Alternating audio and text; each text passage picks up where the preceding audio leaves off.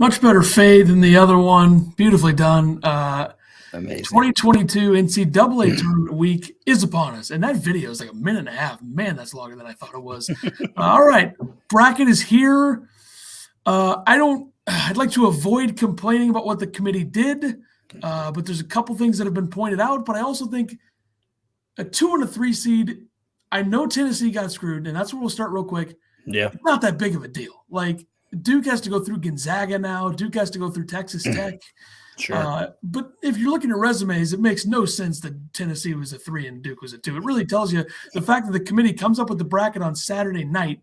It doesn't seem like they care about what happened Sunday. It's like, I mean, I don't even know if they cared about what happened Saturday, honestly. It just seemed like the bracket was set, and then it was just kind of filling in where people will go and stuff like that. I mean, people talk about, Yale being a 14 seed over Delaware, stuff like that. It just seems like they just kind of was like, here's going to be the bracket. I think that Iowa probably should have moved up to a 4, maybe bumped Illinois back. And Wisconsin getting the second 3 seed, and I think is absurd for losing their first game of the Big Ten tournament. So, well, you know what confuses me is like when we saw they talk about metrics a lot. And when we saw the original top 16, Wisconsin and Providence were kind of rewarded, even though their metrics are bad. And they really stuck with that here, like giving Wisconsin a 3 with the metrics and then Providence a 4. I don't think Providence should be a 4 seed over Iowa, given the recent, it doesn't make any sense to me. And also, sticking Providence with South Dakota State is kind of like a screw you, because South Dakota State should be a 12 seed. Yeah. Like, it's not South Dakota State metrics, resume, they've won 1 billion games. They should be, this is a 30-4 13 seed that has like one of the best offensive efficiency numbers in the country, and they're a 13 seed. Like, that makes no sense to me. Yeah. Yeah. So, it just seems like they already had their minds made up. I think it's going to be, and I think they had the right 68 though. I do think that. I'm glad they put Rutgers in. I think, the thing with Michigan and Rutgers and Indiana, the people complaining about that, here's the thing. They, via the rules, quote unquote, they can't have 3 Big Ten teams in the first 4, because if you played the team earlier in the season, you can't play again in the first 4. Yeah. But do you not think that Indiana should have moved up after beating Michigan and then beating Illinois? Should they have not been the automatic in? I don't know. That's tough. That's close. Michigan was fighting for their tournament life in the first 4. I think a lot of that has to do with probably what the committee loves is strength of schedule. And Michigan had one of the hardest schedules in the country. That helped them a lot. Their metrics are pretty good. They also lost 14 of those games. I agree, but it's just like does your strength of schedule matter when your record 17-14? It does, but I don't think it matters as much as the committee thinks it does. But remember, this committee is made up of all geezer athletic directors, right? So that's probably a problem here. But if you look at Michigan's resume, they really only have 2 losses that are bad. So that helps them. They lost to UCF and they lost to Minnesota. Those are pretty bad. But other than that, they have a lot of good losses. Their metrics are better than Indiana's. I think that played a role. But it's also pick one or the other. Like, if we're going to give a team a certain seed with great metrics, but we're not – like, if Providence is going to get a 4 seed – their metrics aren't good. Their metrics aren't 4 seed worthy. So I don't really understand. I feel like the committee kind of bases what they do off of certain seeding areas. Like, if you're in the double-digit seeds, they're going to care more about your actual resume than your metrics. If you're in the top 6 seeds, they're going to care more about your metrics and your resume. But I think they got the right 68. I think if people complaining about Texas A&M are wrong. Texas A&M lost 1 billion games in a row in the regular season. True. They laid a complete egg on the offensive end. They did absolutely nothing as Tennessee in the first half. Now, I know Tennessee is peaking, but I don't think Texas A&M should have been in. Kind of the same reason why Xavier didn't get in, right? They lost, 10 of their last 12 or whatever it was. And then they go out in the Big East tournament and lose to Butler. So that's something you can't do. Right. Like, I'm glad they didn't put Xavier in. It would have been an absolute outrage. I would be screaming right now if they put Xavier in over Rutgers. I don't care what Rutgers metrics are. If there's 4th in the 3rd best conference in the country, they have a ton. They have more quality wins than almost anybody. So I'm glad that they rewarded right. I guess I don't think anybody thought that the Big Ten was going to get 9 teams in either. I think Indiana doing what they did kind of sealed the deal on 9 because so it's very confusing because there's so many bracketologists out there who didn't have Rutgers in, but it's like I feel like a lot of these bracketologists are way more concerned with like your overall like losses, bad losses. Like it's November and it's Geno Baker was playing hurt and not playing. Yeah. That's something to think about. You got to reward the teams that are peaking at the right time and have good resumes, and you got to reward the teams that, let's say injuries happen early in the season. I feel like if they have that guy back and they're playing well again, you put them in. Yeah. So and I'll stick by. I haven't been saying it since we started. I don't think games in November should matter at all. I mean, your team's still figuring themselves out. They haven't really played together for in games that mattered. So. And I apologize for my voice. Went to the Big Ten tournament. Illinois lost, and then so we just still working on getting back to 100%. We should go to the Final Four in New Orleans as reporters. Is what we should do. But I think the committee got the right 68. Like I don't think Texas A&M should have been in. That's so tough for Dayton. I mean they're beating Richmond in the semis, and their best player gets hurt. And then they lose, and then they don't make the tournament. That's rough for Dayton. I think BYU wasn't worthy. And Jerry Palm, I'm sorry, seems like a good guy, but Jesus, he might be the worst bracketologist of all time. I hate to say it. And Lenardi didn't have a great year. Lenardi defending Duke to no end is like the most ESPN thing ever. Yeah. So that makes no sense. I don't really understand that. But what can you do, right? I feel like that's kind of like something that, Lenardi's just going to do it and he's going to stick to his guns. And I don't think he's very good at his job, but it's not an easy job. It's harder than people think. So whatever. I mean, they got the right 68, bottom line. Seeding, there's arguments to be made, but I don't think that it's significant enough to complain about for too long. Tennessee fans should not be. I think the only people that should be mad about seeding are the ones that didn't get in the Midwest bracket. So because that is it's a brutal bracket. Brutal as in not good.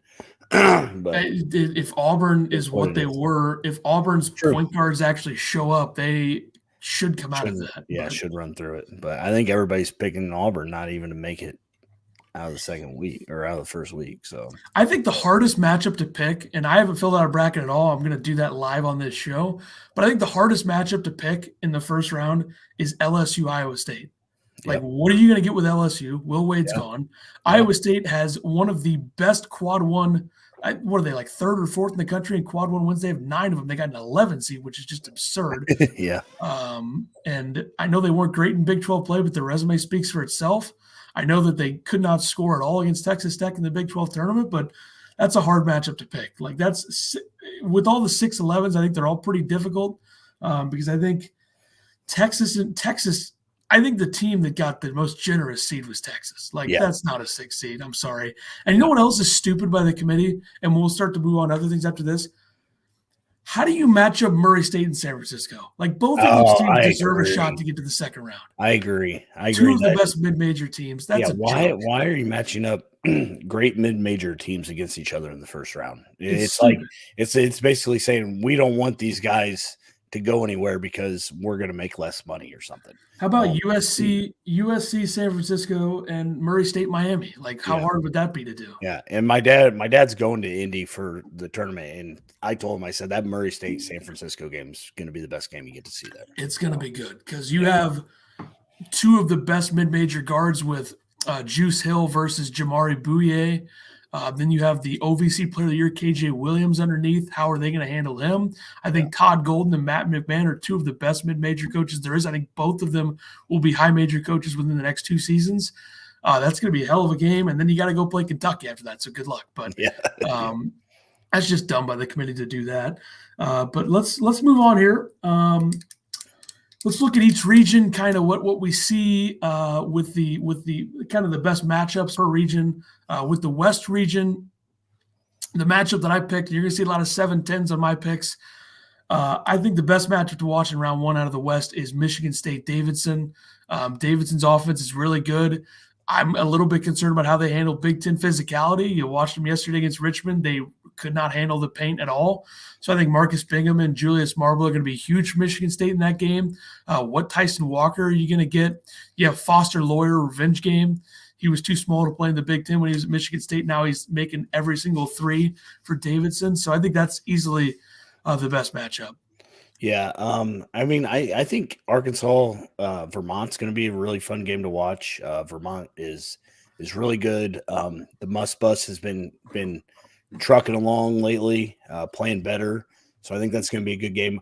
I think 13 seeds in this tournament are really good. Besides maybe Akron. I love you, John Gross, but sorry. Akron benefited from Kent State players getting suspended for the championship. Yeah. So I really wish the committee would have done the Illinois Akron matchup. Kind of surprised they didn't. Yeah, I am too. Everyone was like, 1997. Oh, yeah. Yep.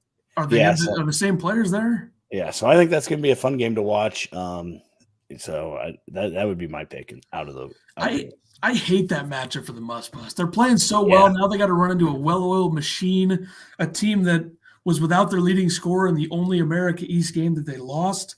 They lost that game by 1, 44th offensive efficiency.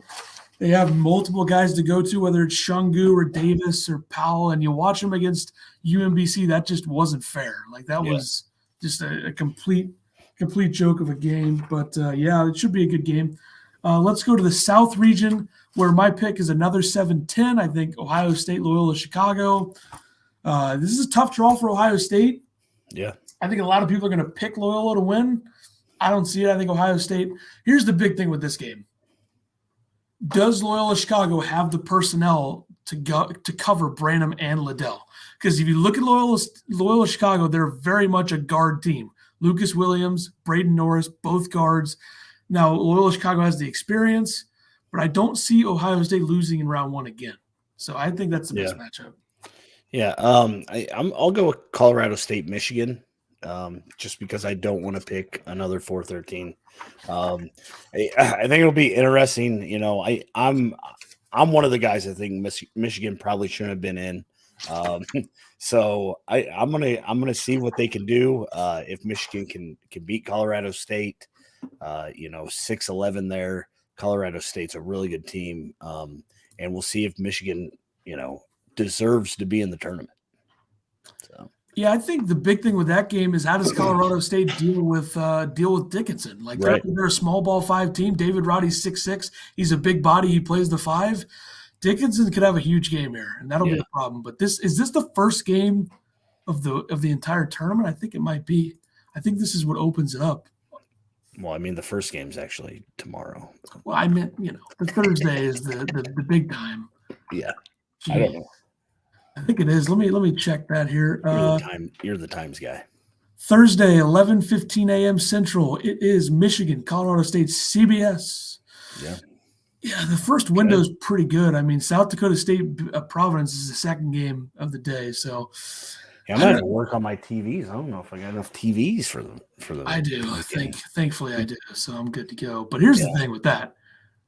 Providence is a 2-point favorite in that game. Like 4-13, that is low. That's insane. Yeah. So that's going to be a hell of a game. That is not my pick for the Midwest region. Let me switch binders here. As you can see, that was the South binder. Let me go to the Midwest binder. My pick, San Diego State, Creighton. Probably the most intriguing 8-9 because this is Greg McDermott's best coaching job, his best defensive team. But there's a caveat, and that caveat is Ryan Nimard, their point guard, is out.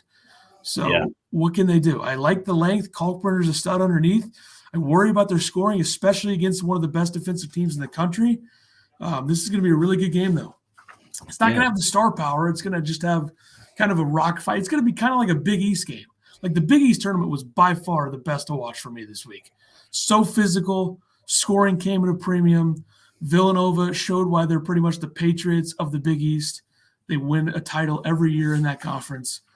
Even when they're playing like 6 guys, they win the Big East tournament. So, but Creighton is a team. I'm going to make a bold prediction for everybody right now. It has nothing to do with this tournament, but Creighton, if everybody comes back next year, they will be a preseason top 10 team. Guaranteed. Creighton. Kaluma, Hawkins, Kalkbrenner, Nimhard, Trey Alexander. Not Hawkins, but the other guys, because Hawkins is a senior. But that's a young team. It's a good team. And San Diego State's already got their 2 heavy hitters returning next year, too. So it's going to be a really good game. I think this is McDermott's best job, like I said. We'll see. I think take the under in this game would be my suggestion. So I'll take San Diego State Creighton. What do you got from the Midwest? I'm going to go with Wisconsin Colgate. Wisconsin has been one of the luckiest teams. Their luck is waning. I don't think they should have been the number 2-3 seed, personally. And I think that Colgate might give them a little push. I think they have the opportunity to do that. So we'll see if 3-19 Johnny Davis shows up, or if 10 of 13 Johnny Davis shows up. I think the big thing for Colgate is they're going to have to hit threes. They're going to have to rely on the 3-ball to stay in this game. I don't know if they have the personnel to handle Davis and Wall. I think Wall is going to be huge in this game. Yeah. I don't know. It's an interesting matchup. There's 4 tournament teams in the top 10 of KenPom's luck rating. Number 1 is Providence. Number 6 is Colorado State. Number 7 is Bryant, and Wisconsin is number 9. Then you look at the top 20, New Mexico State is 19th. Yeah, and Colgate took Arkansas, to the brink last year as a 14 seed. So they've been in that position before. They're really hot right now. I believe they've won like 19 of their last 20. So, I think it's gonna be a good matchup. So the East region is where we go next, and I think there's only one pick for this one. We already talked about it. Murray State, San Francisco. Yeah. Just gonna be a hell of a matchup. Murray State 30-2. They lost 2 games in one in November, 1 in December, and have not lost since. So. Yeah. And one of those games was against Auburn. So this team is as legit as they come. They're deep. Tevin Brown's a big-time 3-point shooter. Then you look at San Francisco. That's a team that started 10-0. And then obviously getting to conference play, they finished 10-6 in the West Coast. They lost to BYU. They lost to Gonzaga. They lost to St. Mary's. Portland was a bad one. Lost to St. Mary's and Gonzaga again. But they got toughness. They can hang around with teams. I mean, if they have Khalil Shabazz back to what he was before getting drilled in the face, I think that they'll be legit. And then I think the big matchup in this game is going to be KJ Williams versus either Patrick Tape, who's a Duke transfer, or Yehen Malsaki. So big matchup. Yeah. Big time. Is that your pick? Yeah, I'll go with that. I think Virginia Tech's going to be really good too. Virginia Tech coming off a really good ACC tournament. It feels so easy to pick Virginia Tech, so I don't know what to do. Yeah, I agree. But yeah, I think it'll be a good matchup. We'll see. I was watching the Field of 68. Shout out to them. Great coverage of the tournament. Maybe not as good as ours, but very good. They were talking about Texas is like a team of like losers. Like they don't have winners in that program. Yeah. And Chris Beard built a great team of transfers, right? And it's no winners. Like where's the Marcus Carr is a classic stat batter. Yeah. So it's just it's not a Chris Beard team at all. There's no cohesiveness there. And I think that might, that's kind of what he got because he was coming into a team that wasn't his. So that was a quick way to try to make it work. But you know who a Chris Beard team is? Roster wise, Texas Tech. Like that is who it is. It's not Marcus Carr. It's not, I know Trey Mitchell left, but it's not those guys. It's not Timmy Allen, I think is who the Allen is that plays for that team. But that's just not what Texas is, man. It's not. And I think they're a weak 6 seed. I don't see them beating Virginia Tech. I don't know. I think Marcus Carr will get eaten alive by Storm Murphy. Like, I think Marcus Carr is not a great defender, and I think that's going to be a problem. If Hunter Couture shoots like he did against Duke, I mean, if they could do that against Duke, they could do it against Texas. And I know Chris Beard, if you look at recent numbers, Chris Beard is one of the best NCAA tournament coaches. Got to the national championship, got to overtime against Virginia. So we'll see. It's an easy pick, though, but we'll see how that goes. Speaking of popular upset picks, I think one of them is that Texas-Virginia Tech team game. Yeah. In the West region, I think the most popular upset pick is probably Vermont over Arkansas or Rutgers over Alabama, I would say. Yeah. I think the most unlikely upset is Montana State, Texas Tech. I think anybody who picks that is high. Is Montana State going to score 30 points? I think would be the big question. Yeah. In that game. South region, a lot of buzz with Chattanooga. Go ahead and say it. Yep. I think they have the personnel to do it. I don't – it would be just an absolute kick in the nuts. Yeah. I mean, it really would be. Yeah. Yeah.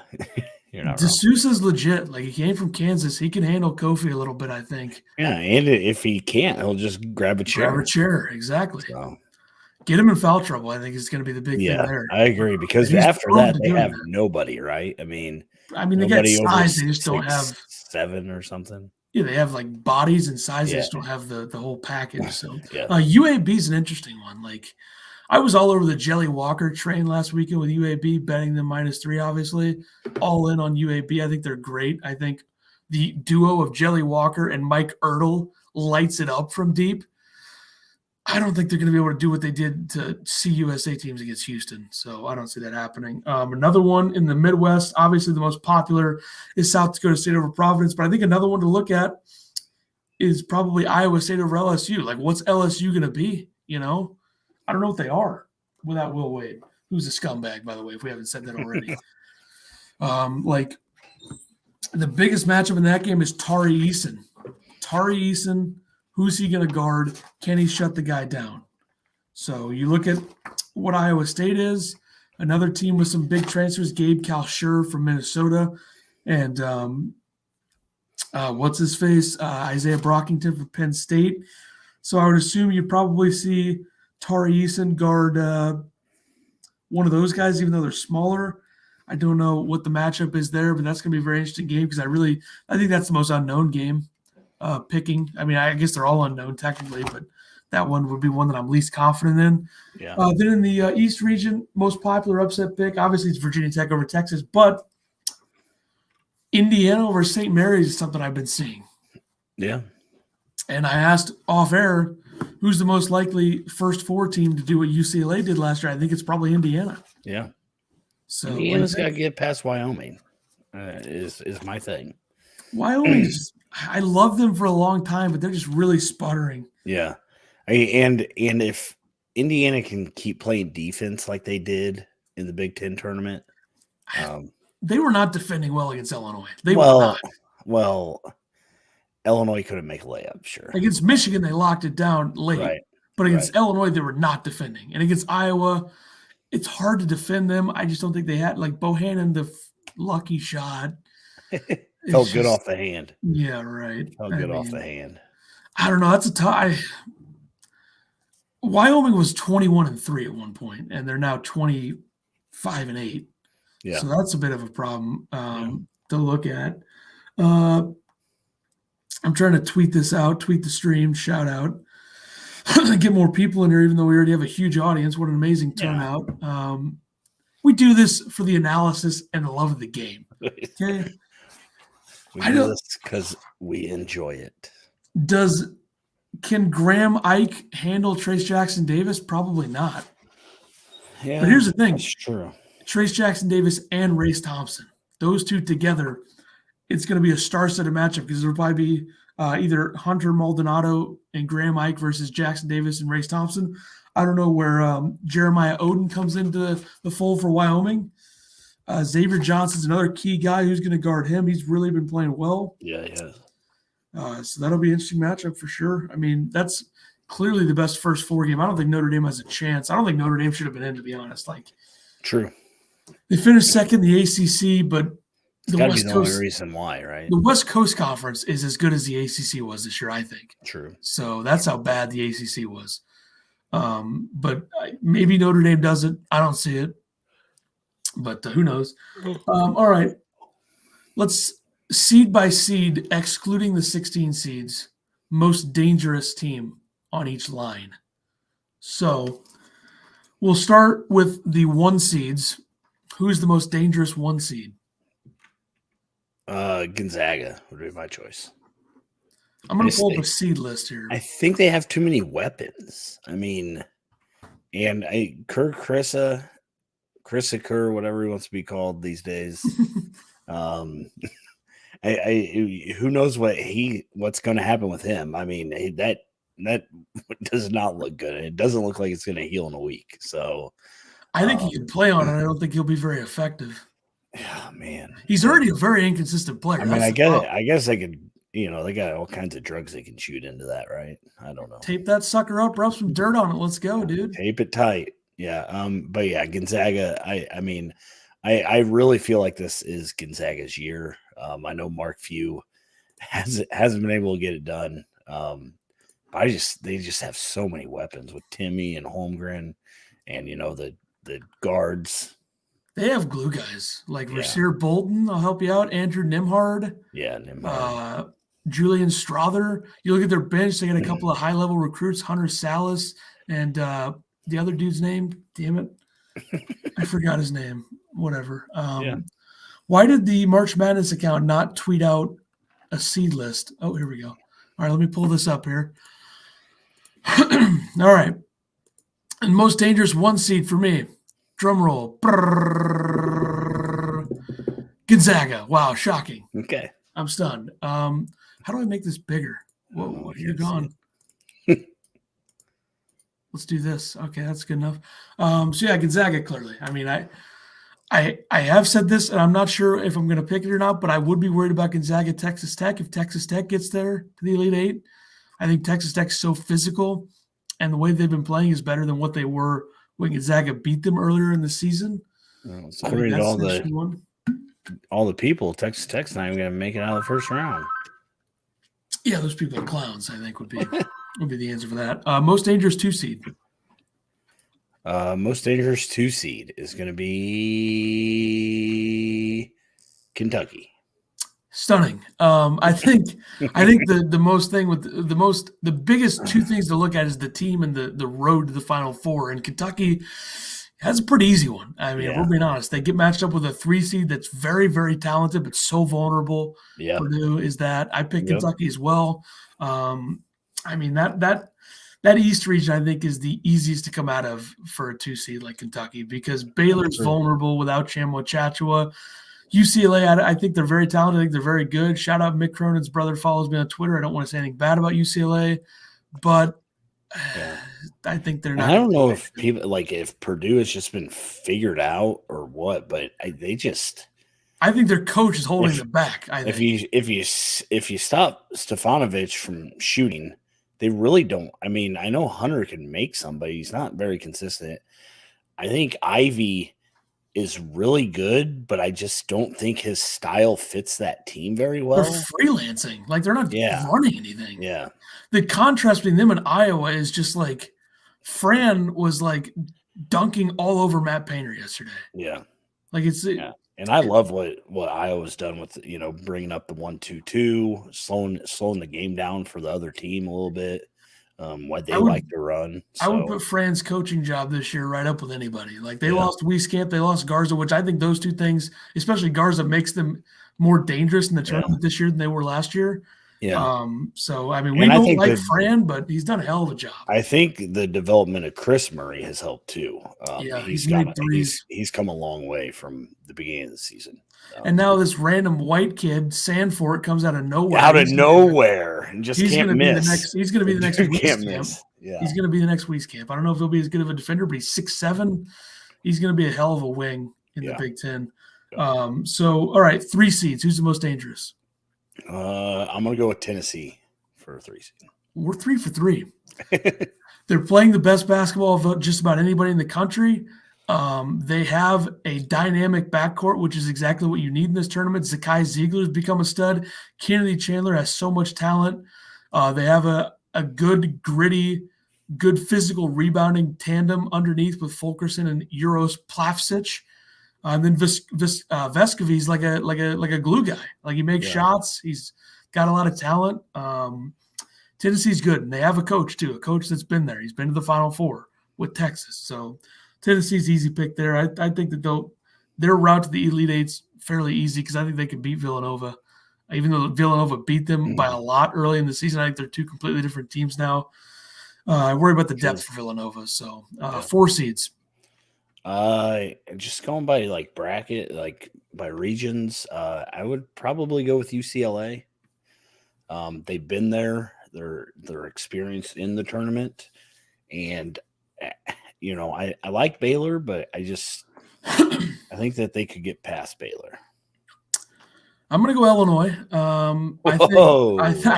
know their bracket's a little harder than you'd like. I think if they get past Chattanooga, I think they match up well with Houston this year. Yeah. Houston's not what they were last year. As an Illinois fan, I'm more worried about Chattanooga than I am about Houston. That's fair because Houston's not what they were last year. We've talked about it before. They're a 5 seed based on metrics. I know they played really well in the American tournament.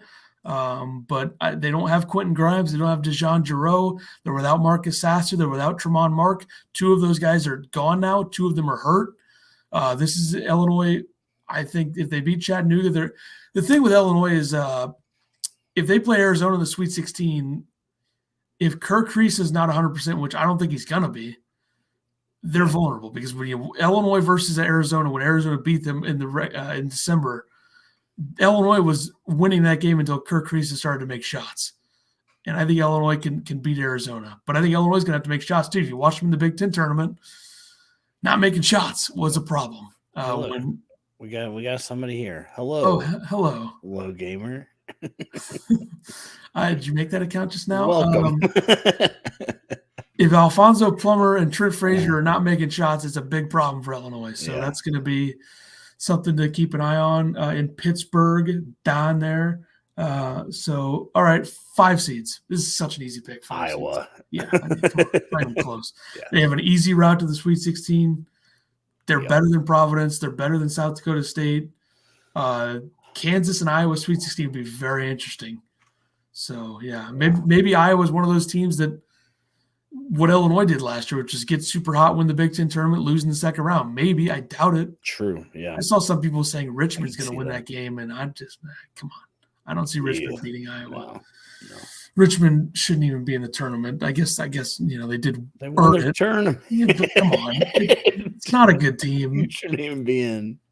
12 losses. They're old, though. They're very veteran, based. Maybe. I don't know. 6 seeds. This one's hard because I got 6 seeds. I got 2 getting beat in the first round. I got 2 getting beat in the second round. So I guess I'll go with Alabama, Nate Oates, and the Roll Tide Elephants or whatever they are. Yep. So I'm gonna go Bama as well. I mean, we're pretty much in lockstep here. We are. 4 seed. Okay. Alabama. We've seen what their A-level game is, and that is an ability to beat Gonzaga because they're making shots. If Javon Quinterly is doing what he was doing very early in the season, I think that they have the personnel to make a bit of a run. But I think Alabama, Texas Tech could be very intriguing in round 2 because you have pretty much 2 complete opposites. An offensive team that gets up and goes and a slow you down elite defensive team with Texas Tech. So I think Bama's easy pick here. 7 seeds. I'll go with USC just because of the Midwest. Auburn, if they're not, making shots, I could see them getting an early exit. So USC based on their region. Yeah, I'm going to go with Ohio State. I think a lot of people are talking about them as being like a vulnerable losing the first round of Loyola Chicago. Don't see that this year. Yeah. I think Ohio State has the guys to beat Villanova. I don't think they will. Yeah, but I just don't think USC's good at all.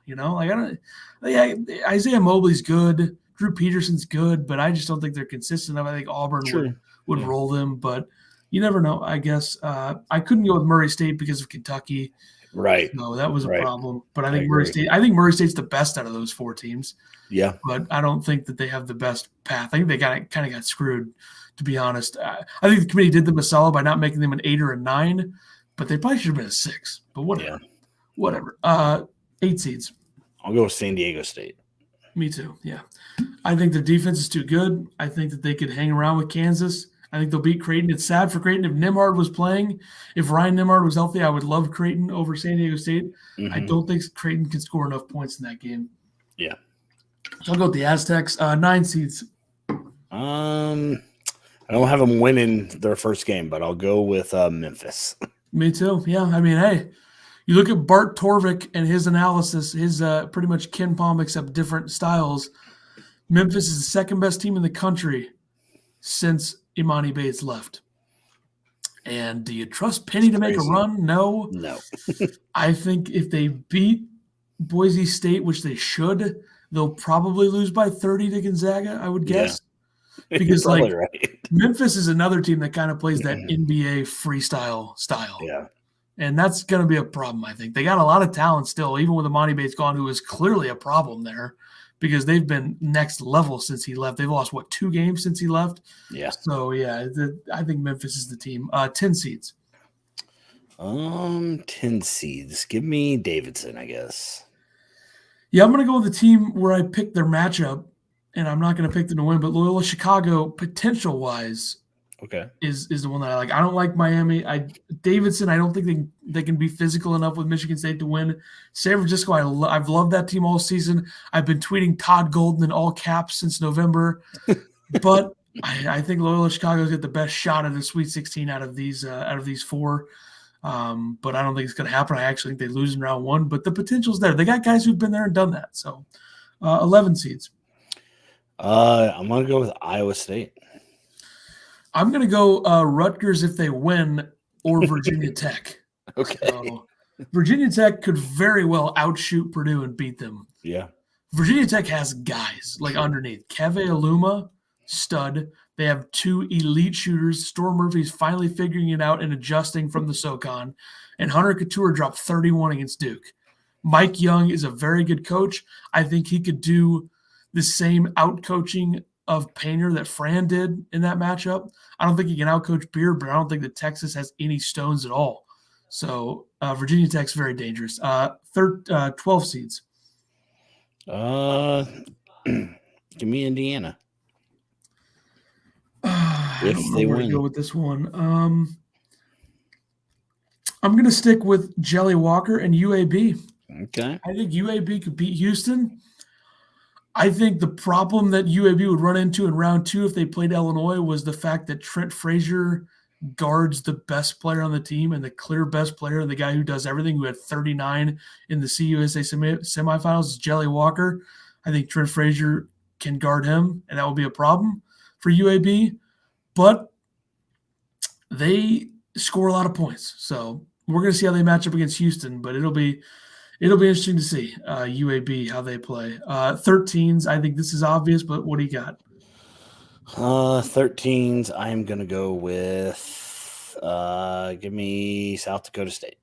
Easy pick. Very easy pick. Except they have to play Iowa, right? Still, they got go-to guys. I'm going to pull up South Dakota State's Ken Palm sheet on my binder here, and we're going to talk about, number 1, Baylor Shireman looking up his own name on Twitter after the Summit League Championship and liking my tweet about him. So shout out to him. They have the number 12 offense in the country. You can say it's against the Summit League, but do you know how hard it is to be that efficient and that consistent in D1 basketball? They scored 88 points against Alabama. They lost the game, but that was in November, so that doesn't matter, right? Mm-hmm. Mm-hmm. They scored 87 against Washington. Nope, 76, my bad. They scored 102 against Steve Alford in Nevada, who was supposed to be good this year. They haven't lost since December 15th. So they've won 21 games in a row.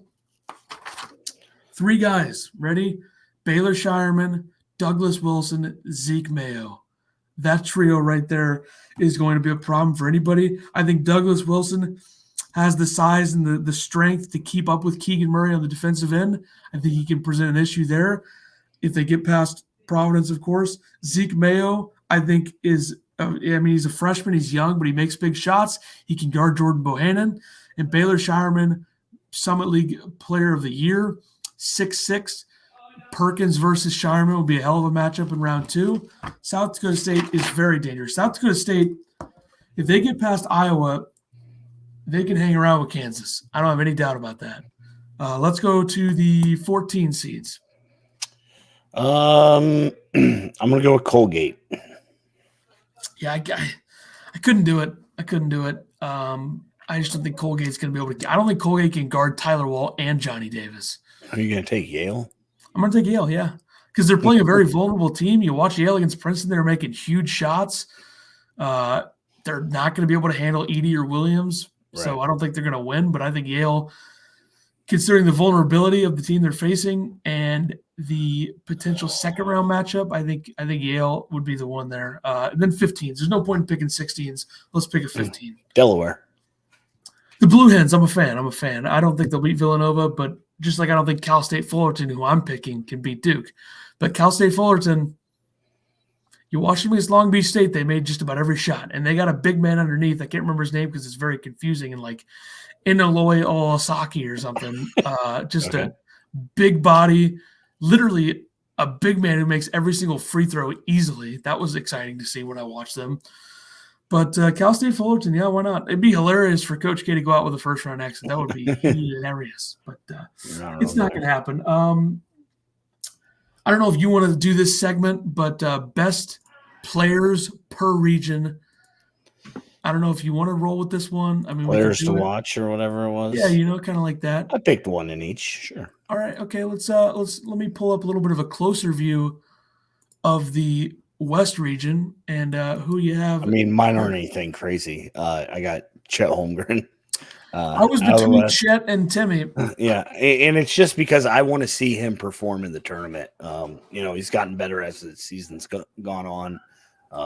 He's a hell of a defender. I know he's not facing big-time big men in the West Coast, but he's going to be a hell of a defender anywhere because of his length. And I think that it's going to be the first time that people are actually going to be able to see him, unless you stay up and watch, Gonzaga late at night. I do. I know you do. I'm just saying the regular viewer. The general public, the casuals who don't watch. And I mean, and people saw him early, when they played, the good teams or whatever, but they haven't been able to see his development. So I think that it's exciting to watch him and see what he'll do. So. Yeah, I went with Drew Timme because let's run it back. The stash and the headband, let's run it back. I think Timme could have some issues depending on some matchups that they might run into, but let's run it back with Drew Timme. Was the National Player of the Year favorite preseason. Yeah. He's very skilled. I think Holmgren being there definitely takes a load off of him and helps him. So I'm going to go with Drew Timme. Let's shift over to the South. I am actually going to pick E.J. Liddell from Ohio State, one of the best power forwards, and I guess he's a power forward, right, in the country. Yeah. And I think that Ohio State has a chance to make a run. They're very slept on right now because of how the season is. Yes, how they've been playing. So I think if he gets going, I think the guy's shot to beat Villanova and move on to the Sweet 16. So I'm going to I worry about Ohio State's health, but what I find most intriguing about Ohio State is they're the rare team where their two best players is a small forward and a power forward. Yeah. Point guard play is important. They don't have it. So I think Colin Gillespie would torch them in round 2. That would be an issue. Possibly. And just Villanova is so damn tough. Like, I think Villanova is just like they can muck it up with anybody. And that's why I'm going with Colin Gillespie. So Villanova, this is not Jay Wright's best team, and I think it's his toughest. Like, I know they won 2 titles, but man, this team, Jermaine Samuels banged up, comes in, has a huge game in the finals and semifinals. Justin Moore is a stud. And here's the thing about Villanova. People say people don't like when teams don't make free throws. Villanova is the best free throw shooting team in the country. So that's a huge part. Gillespie's been there. These guys have been there. This is an old team. This is a veteran team.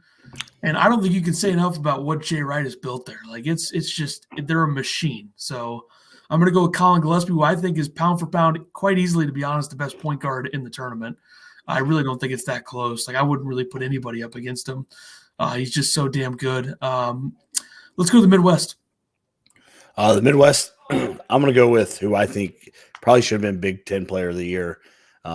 Should have a shot at National Player of the Year. Keegan Murray from Iowa.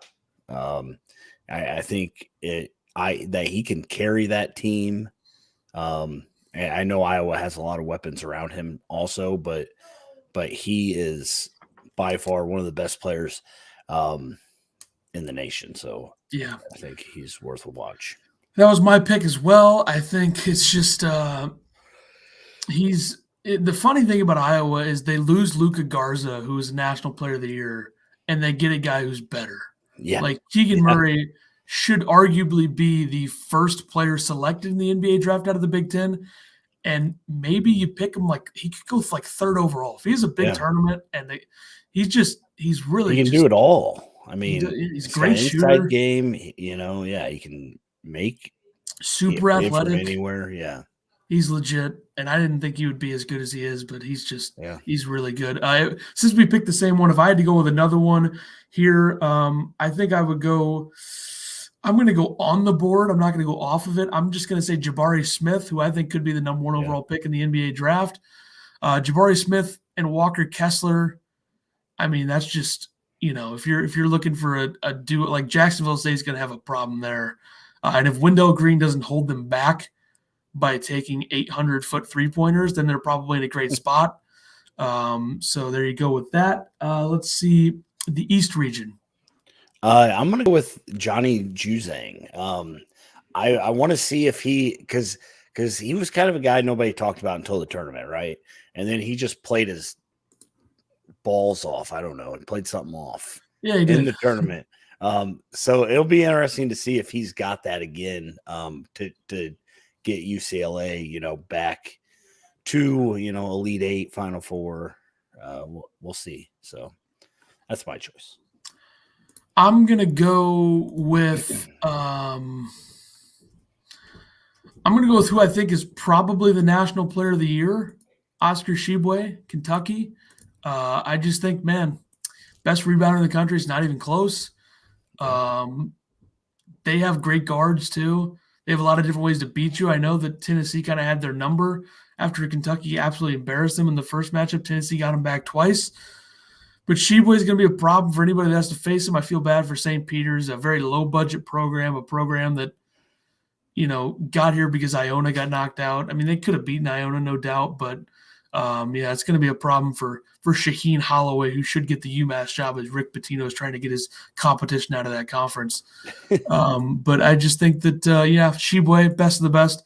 A few other guys to watch that we didn't name. Yeah. In the West region, J.D. Notae, Arkansas, huge down the stretch for them. Like, he is their go-to guy. I don't think the Must Bus has had a bigger go-to guy.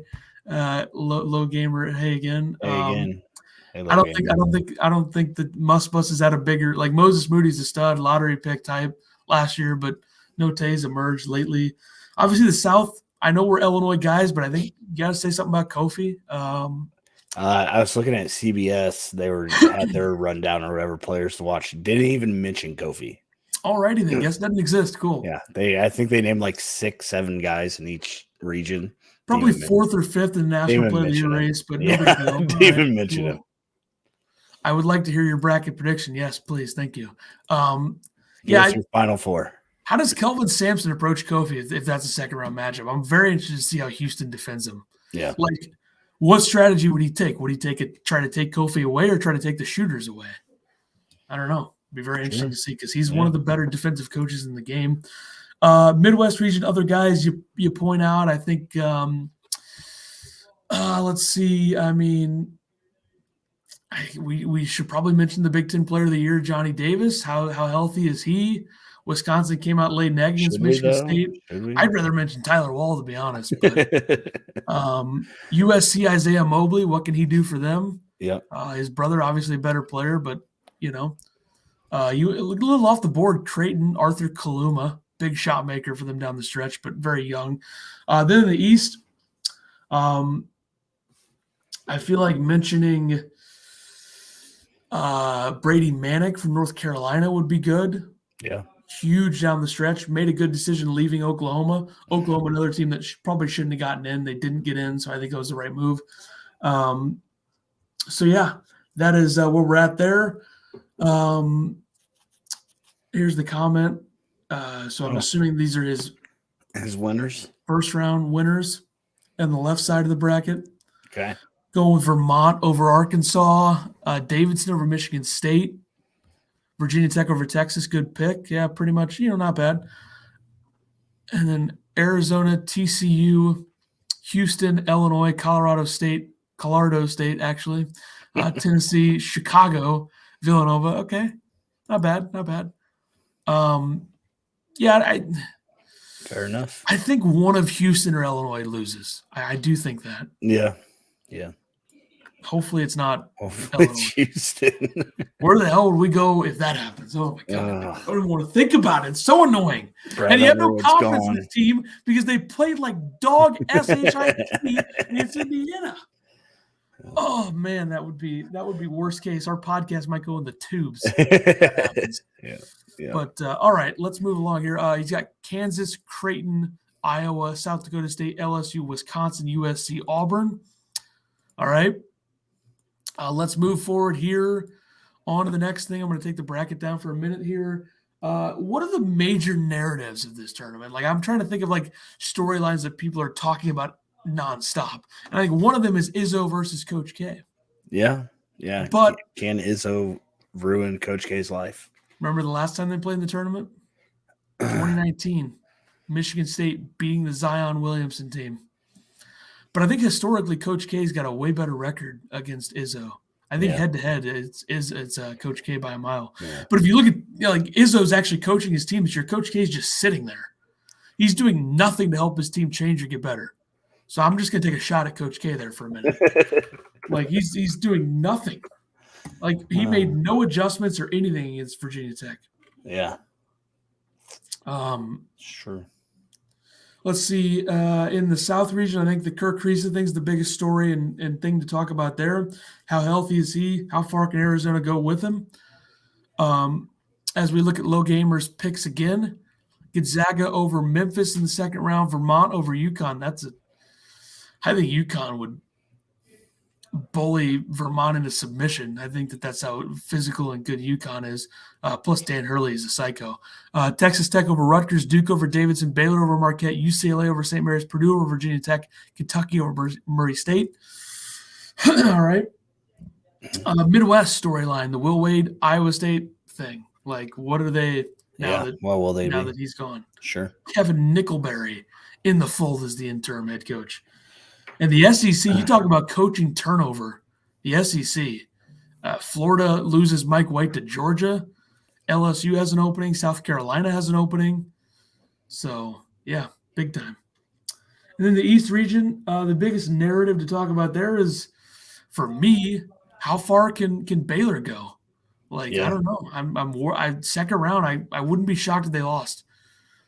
But I got to trust Scott Drew, I guess, Yep. We'll see. All right. Let's look at the most likely 1 seed, 2 seed, 3 seed, and 4 seed. Who goes out first on each line? Who's the first 1 seed to drop? I'm going to go with Baylor. Yep, I am too. Just said it. Perfect timing. I think that's an easy one. I just don't think that I think Gonzaga and Arizona have a pretty easy road to the Sweet 16. I don't think Baylor does as much. North Carolina and Marquette. North Carolina's playing better. Marquette trending downward a little bit, but still a lot of talent there. Arizona over TCU, Houston over Illinois. Okay, Jesus. Tennessee over Colorado State. Loyola Chicago over Villanova. That's bold. Kansas over Creighton. South Dakota State over Iowa. Okay, I'm with that. Wisconsin over LSU. Auburn over USC. Interesting. Who's most likely 2 seed? To go out first? Yep. I'm going to go with Villanova. I don't like that. That's fine. I'm not picking Auburn like everybody else in the world. I'm not either. Okay. Go ahead and pick Duke then. Duke, yes. This team has no toughness. If Trevor Keels and A.J. Griffin aren't making threes, they're not that good of a basketball team. Keegan Murray is way better basketball player than Paolo Banchero. And not even close. Banchero is like a physical, get into the lane, try to score. I don't like that at all in this tournament. I'm taking Duke to lose first out of the 1 through 4. Number 3 seed. 3 seed. I'm gonna go with Wisconsin. I just don't trust them. You are a hater. You know why I don't like Wisconsin. I don't like Johnny Davis. I think they're all overranked, overrated. BS. Do you like Tyler Wall? I do like Tyler Wall. See, exactly. You're a big fan.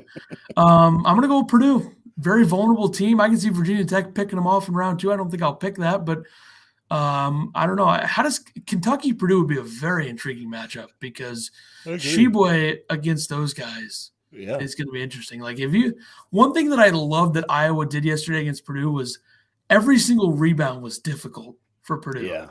Iowa got out-rebounded, I think, but they were all over the glass. They were. And that's the different thing with this year's Iowa team compared to last year. I think last year was just kind of outscore you. This year, their defensive metrics aren't that good, and that's because early in the season they really weren't playing defense, but they've evolved, they've changed, and they've been a completely different team in the last couple months, or at least the last month for sure. 4 seed, I think this is a pretty easy pick. Most likely 4 seed to go. Providence. Yeah, I mean, they're going to lose in round 1. I'm 100% sure of that. Who would be second for you? Would it be Arkansas, UCLA, or Illinois? It would be Arkansas for me. Biased. You're biased. What do you mean? I mean, I think that a big upset pick is Vermont over Arkansas, right? I think I'm going to pick that too, but I don't want to go against very the trendy. Very trendy. That's what bothers me. His first 1 through 4 out would be Baylor 1 seed to go out first, Villanova 2 seed, Purdue 3, Arkansas 4. All right, sticking with you. Same with the as Villanova me, thing. except for Purdue. He apparently likes Wisconsin. Well, I don't think Wisconsin has a hard route to the Sweet 16. I don't think anybody in the Midwest has a hard route. I don't think so either. I think that bracket's a joke. It is. It's so bad. Last year's Midwest was not. Oklahoma State, Loyola, Chicago, Illinois, Houston, Rutgers, all in there last year. Yep. And now it's out.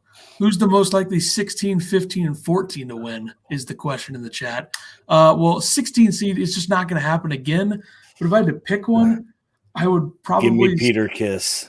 I guess Bryant. Yeah, they're not good though, I know they're not good. And Peter Kiss is a great player, but he's gonna bug the shit out of people with how like he celebrates like a nutball after they're gonna be down 30. He's gonna be doing this.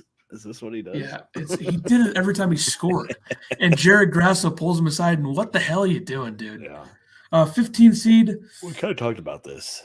Cal State Fullerton, yeah. Well, mine was Delaware. 14, I think it's Yale, just because I got Colgate because Wisconsin sucks. They could. I mean, Colgate was a pick that people liked last year against Arkansas in round 1, and they took them down to it. But different team. All right, bracket. Let's do this. First, we'll go with kind of a true picks bracket, what you really think, and then second, we'll go with a totally biased heart bracket. Usually, what we do every year. So. Oh, I didn't know we were doing two. Well, mine's both. Mine are both together. Okay. I mean, the heart bracket is something you could fill out on the spot, I think. Kind of just a feel it out type thing. I haven't filled out a bracket at all yet. We're going to start in the West region.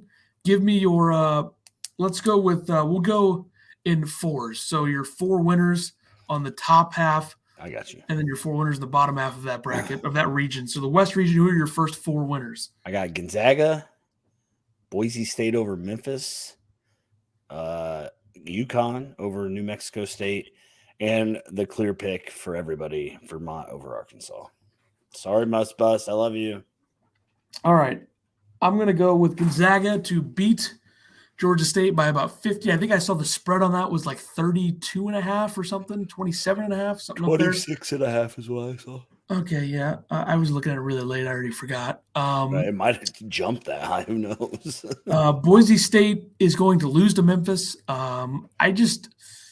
Boise State worries me. I don't think they have the guys to beat Memphis. I think that Memphis wins this game. I think they're just – it's one of those cases where a team's really hot going in. I think they'll get the job done. I'm going to take UConn over New Mexico State. This should probably be UConn, South Dakota State or something like that. New Mexico State, who I did pick to win the WAC, by the way, nailed that one. Good job. They got Teddy Allen, former Nebraska legend, player of the year, I believe, in the WAC. He's a stud, but UConn, too physical, too good. And I'm going to roll with the must bus, sticking with my guys. Arkansas, JD Notae is going to be a problem for Vermont. Arkansas is going to win. I don't care. Love the must bus. All in. Let's go. Who are your next four? My next four are Alabama over Rutgers. I got Texas Tech winning over Montana State. Davidson beating Michigan State. Michigan State just does not impress me at all. They haven't really all year. And then Duke over Cal State Fullerton. I'm going to take Alabama over Rutgers as well. I'm going to take Texas Tech over Montana State. That score is going to be 67-29. I'm going to take Michigan State. Like I said, I don't think Davidson can handle the physicality of Michigan State, but I also don't trust Michigan State at all. But I'm going to roll with it, and I'm going to take Duke to beat Cal State Fullerton. Let's go to the left side of the bracket. Let's go to the East region. Go ahead. Okay, I got Baylor. I got North Carolina beating Marquette. I have Wyoming and or Indiana beating St. Mary's because St. Mary's is not good. And then I got UCLA over Akron. All right. I'm going to take Baylor over Norfolk State. North Carolina Marquette's a really hard one, but I am going to take North Carolina. I know it's a new coach and all that. I don't think they're going to lose in the first round in another year. Remember last year, Wisconsin beat Baylor in the 8-9, or Wisconsin beat North Carolina in the 8-9, and that was to play Baylor as well. So North Carolina is stuck on the 8-9 against Baylor once again. I'm going to take St. Mary's to beat Indiana, and I'm going to take UCLA over Akron. So I'm really not going with any upsets yet. I'm getting there. Give it some time because the 6-11 in this region is where it starts. So go ahead. Yeah, I think everybody's going to be picking this one. Virginia Tech over Texas. I got Purdue beating Yale. Yale, not Princeton. I don't know who picked Yale to win the Ivy, but that was really going on a limb. 25% chance. That was me. I got Murray State over San Francisco, which I think is going to be a fantastic game, like we talked about. And I have Kentucky beating some school named St. Peter's. Yep, that is what they're called. Okay.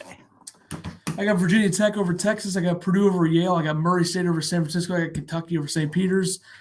South region. The same. All right. Yep. Arizona over TC or Arizona over probably Peter Kiss. I got TCU beating Seton Hall, Houston beating UAB, and Illinois beating Chattanooga. No upset for me. I think a theme with my bracket is sticking with my guys. I'm going to take Arizona over Wright State. I'm going to take Seton Hall over TCU. I'm going to take UAB over Houston. UAB, Jelly Walker. Those are my guys. I got to stick with them. I'm going to stay loyal to them. And I'm going to take Illinois over Chattanooga, even though I'm a bit concerned. Let's go to the bottom half of that region. I got Colorado State over Michigan, Tennessee over Longwood, Ohio State over Chicago, and Villanova over Delaware. So chalk me on I'm that. taking Ohio State over Loyola, Chicago. I'm taking Villanova over Delaware, Tennessee over Longwood. I'm taking Michigan over Colorado State. I don't think Colorado State has the size to keep up, and I think Dickinson is going to have a huge game, probably like 25-13. All right, Midwest region. I got Kansas, San Diego State over Creighton, Iowa over Richmond, and South Dakota State over Providence. Those are my exact picks as well. Let's go to the bottom half. I got Iowa State over LSU. I got Wisconsin over Colgate. I got USC beating Miami and Auburn beating Bellarmine. Oh, wait. They didn't get in. Yeah, they got hosed, I would say, is fair. I'm going to take LSU over Iowa State, Wisconsin over Colgate, USC over Miami, Auburn over unnamed team. All right. All right. Give me your Sweet 16 in the East region, or the West region, sorry. My Sweet 16 is Gonzaga over Boise State, Vermont over UConn, Texas Tech over Alabama, and Duke over Davidson. So I got 1-13-3-2. All right. Gonzaga beats Memphis. UConn beats Arkansas. Texas Tech beats Bama. Duke beats Michigan State. That is 1-5-3-2. Really going on a limb. All right, East region. The East, I got Baylor over North Carolina. I got UCLA over whoever wins the playing game. I got Purdue over Virginia Tech, and I got Kentucky over Murray State for a 1-2-3-4 Sweet 16. I'm probably not going to count this as my official bracket since I'm filling it out and not really thinking about it. Yeah, see, you're doing your heart one right now. It's not hard, though. It's just not. I mean, it's somewhat of it is. Whatever. Whatever. North Carolina shocks the world. North Carolina beats Baylor. You've hated North Carolina all year, and you're going to pick them to get to the Sweet I think it's more about me talking about how Baylor is going to get knocked out early, and I want to stick with that. So I gotcha. North Carolina over Baylor, UCLA over St. Mary's, Purdue over Virginia Tech, Kentucky over Murray State. So I got 8, 4, 3, and 2. Okay. So the 2s and the 3s are surviving here. South region. Arizona over TCU, Illinois over Houston. I got Tennessee over Colorado State, and I have the Ohio State beating Villanova for a 1-4-3-7. I have Arizona over Seton Hall, Illinois over UAB, Tennessee over Michigan, and Villanova over Ohio State. So that is 1, 2, 3, 4. Yep. Moving along. Midwest region. All right. I got Kansas over San Diego State. I got Iowa over South Dakota State. I have Iowa State over Wisconsin. And I have Auburn over USC for a 1-5-11-2. All right, give me Kansas over San Diego State, Iowa over South Dakota State, give me LSU over Wisconsin, and give me Auburn over USC. LSU going to make a weird run despite Will Wade being gone. And I had them making a run, and then I'm like, wait, they don't have Will Wade. They've been playing bad anyways. Yeah, I don't know. I'm gonna take him. I wish Adam Miller was there for this. Damn it. All right. Miller seems heartbroken that Will Wade got fired. A shame. What's your Elite Eight on the left side of the bracket? Elite Eight, so that would be West and East. Yeah. Okay. I mean, sorry. Anyways. All right. I got Gonzaga over Vermont, and I have Texas Tech over Duke for a Gonzaga-Texas Tech matchup. And then I have Baylor over UCLA and Kentucky over Purdue for a Baylor-Kentucky matchup. All right. I got Gonzaga over UConn, Texas Tech over Duke. I have North Carolina over UCLA. I'm probably the only person in the world picking North Carolina to go to the Elite Eight. Don't care. Kentucky over Purdue. Whoa. So, yeah, that is what I'm going with in the Elite Eight on the left side. I don't know, man. I don't know if I want to stick with this as my bracket. It feels pretty bad right now. But I don't know. It's tough. I mean, you think about the various matchups and, I don't know. I do not know. Okay. All right. Right side of the bracket, the South and the Midwest Elite Eight. All right. I have Illinois over Arizona. Then I have Tennessee over Ohio State for Illinois-Tennessee matchup. Then I have Kansas over Iowa and Auburn over Iowa State for a Kansas-Auburn matchup.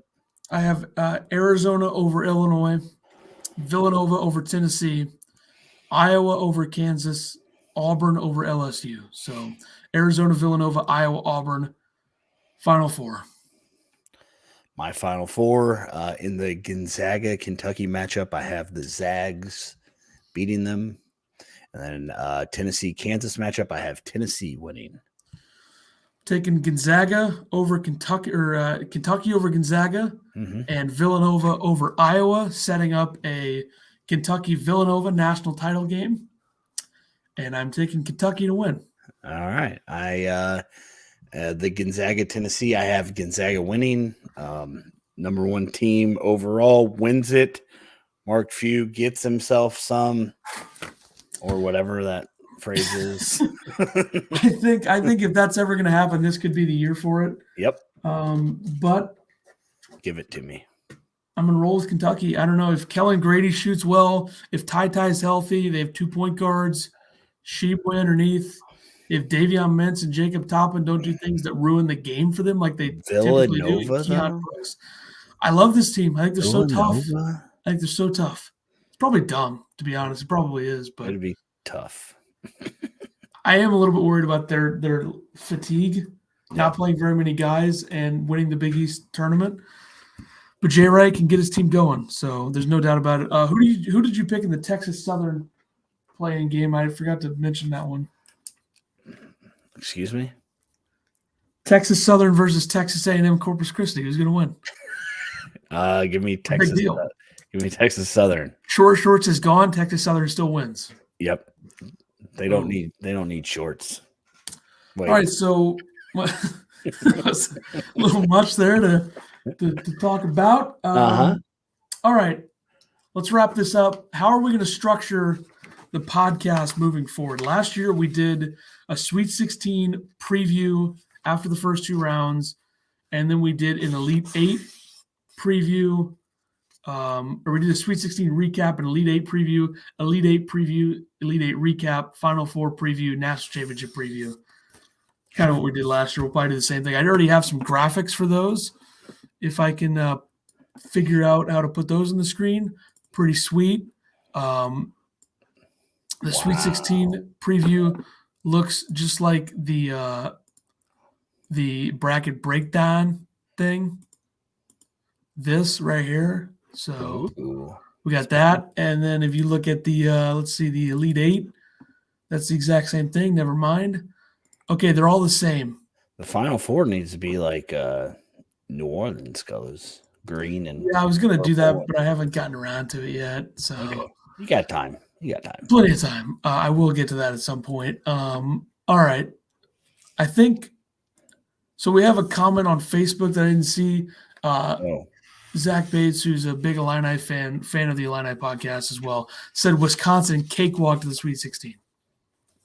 Gross. Do you agree? Well, he's saying that they have a cakewalk because.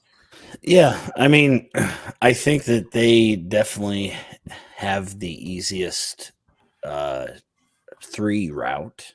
I don't know. I mean, Auburn can be really, really good, right? So it just depends on what Auburn team shows up for the tournament. Is Tennessee's that hard to get to the Sweet 16, though? I feel like that's a pretty easy one, too. Like Longwood and Ohio State. I mean, that's true. Yeah, I don't think that theirs is very hard. And then Texas Tech, I don't think is that hard either. Like Alabama, I think they'll be fine against. So, yeah. All right. We will be back doing this again probably next Monday to preview the Sweet 16. We'll also have the Illini podcast at some point this week. If very shocking things happen, maybe we'll go live around round 2 just to talk about it for fun. But, yeah, that'll do it for us. Bracket Breakdown. Follow our Twitters at Ethan Carter SW, at T Bramley IBP. Pretty sweet. I'll be tweeting about the tournament a lot. Not sure how much you will, but I'll be retweeting whatever Ethan tweets probably. Also, binders ready to go, team sheets, all the information you need. Look at that. And we're back. I got my bracket up there, TV set up here, ready to go, ready to sit in a chair for 12 hours straight, 4 days in a row. Yes, sir. It'll be great. And time of the year. And we'll be back next week.